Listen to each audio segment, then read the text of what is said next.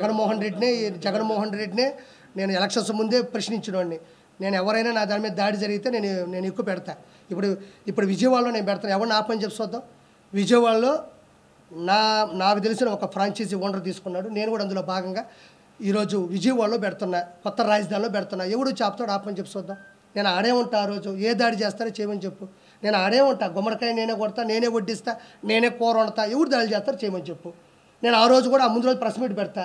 విజయవాడలో నేను పెట్టే నెల్లూరు పెద్ద చేపల పులుసు మీద ఎవరు దాడి చేస్తారో చూద్దాం. మనం ఏమంత ఈజీ. ఇది ప్రజాస్వామ్యం. ఇది ప్రజల కొరకు, ప్రజల చేత రాసినట్టు రాజ్యాంగంలో ఉన్న ప్రజలు మనం ఇష్ట ప్రకారం వచ్చి దాడులు చేస్తుంటే లా ఎట్టబోయింది, పోలీస్ డిపార్ట్మెంట్ ఎట్టబోతుంది, సెక్షన్లు ఎట్టబోతాయి, ప్రజలు ఎట్టబోతారు, మీడియా ఎట్టబోతుంది, ఆడిపోతాయి, సీసీ కెమెరాలు ఎట్టబోతాయి. అంత ఈజీ అనుకున్నారు. ఒకటి మీద ఒక దాడి చేయాలంటే అంత ఈజీగా ఉండదు.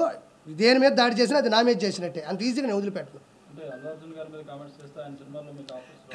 నాకు ఇప్పుడు నీకు కూడా గుర్తుపెట్టుకో.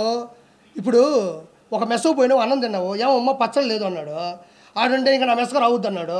మెస్స రావద్దు, నువ్వు మెస్సో పోతా. ఏమో 150 రూపాయలు డబ్బులు తీసుకున్నావు, మెస్సలో భోజనం పెట్టావు, సాంబార్ బాగాలేదు, పచ్చడి బాగాలేదు, ఒక హితువు చెప్పావు.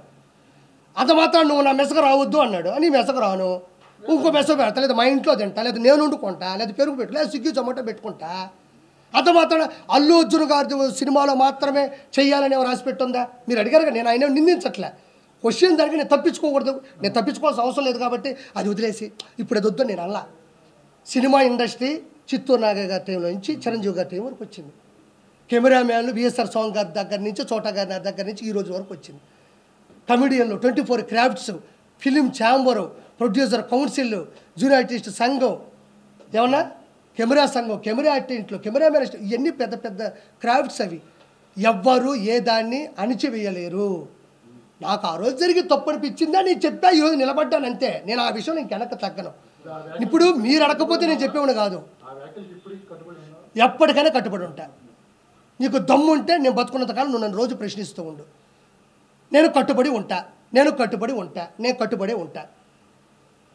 పోతామండి. ఏ రోజు బావు షుగర్ వస్తే పోవట్లేదా, థైరాయిడ్ వస్తే పోవట్లేదా, అంతు పట్టిన జబ్బు వస్తే పోవట్లేదా, ఎదిరించి పోదాం, ప్రశ్నించి పోదాం, ఎదుటి క్వశ్చన్ చేసి పోదాం. ఏముంది దాంట్లో? నాకేం ఇబ్బంది, తీసుకోకపోతేనే ఇబ్బంది. నాకు ఏ రోజు ఇబ్బంది అనిపించదమ్మా. ఏమంటే ఈరోజు జబర్దస్త్లో కానీ, ఈరోజు ఉన్న 175 మంది శాసనసభ్యులు కానీ, 25 మంది క్యాబినెట్ 25 మంది ఎంపీలు కానీ, క్యాబినెట్ మినిస్టర్లు కానీ, వాళ్ళు కూడా నాలాగే ఒక అమ్మ అబ్బకి పుట్టొచ్చిన వాళ్ళే. వాళ్ళు కూడా వాళ్ళ సంఘర్షణ స్థితి, వాళ్ళు ఉద్యమం కావచ్చు, వాళ్ళ డిగ్రీ కాలేజీల్లో వాళ్ళు లీడర్లు అయి ఉండొచ్చు, తర్వాత ఏదో ఒక ఉద్యమం మీద వాళ్ళు తిరుగుబాటు చేసి ఉండొచ్చు, ఆ తర్వాత కాలంలో రాజకీయాల్లోకి వచ్చి ఉండొచ్చు, నిలబడి ఉండొచ్చు. అది ఎవరికి వ్యతిరేకం కాదు, ఎవరికి వ్యత్యాసం లేదు. నాకు అనిపించింది, నా బాడీలో అది ఉంది, నేను ప్రశ్నిద్దాం అనుకున్నా, ప్రశ్నించానంతే.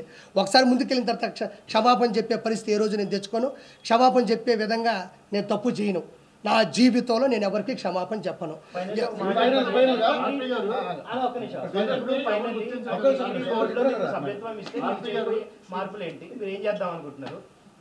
టీడీపీలోనా, టీటీడీలో సార్, టీటీడీ పోస్టులకి నేను అర్హుని ఉన్నవాడినే. నాకు అర్హత ఉందా? లేకపోతే మనం ఏదో 10 మైకులు పెట్టుకొని మాట్లాడేంత మాత్రం అర్హత అని నేను అనుకోను. మనకి ఒక సామాన్యుడిగా ఈ రోజుకి ఇదిగో నేనే కండువా తెచ్చుకున్నా, నేను వేసుకున్నా, నేను మాట్లాడుతూ ఉన్నా, నేను స్వచ్ఛందంగా చేస్తున్నా. నేను మామూలుగా వెళ్ళానన్నా. నేను వెళ్ళిన పద్ధతి కరెక్ట్ కాదు, ఆ పాయింట్ కూడా కరెక్ట్ కాదు. నేను వెళ్ళి కలిసే పద్ధతి అమ్మా. పాలిటిక్స్ అంటే నేను అవునమ్మా. అమ్మా ఇదిగో ఇలానే ప్రతి వారం ప్రెస్ మీట్ పెట్టుకుంటాను.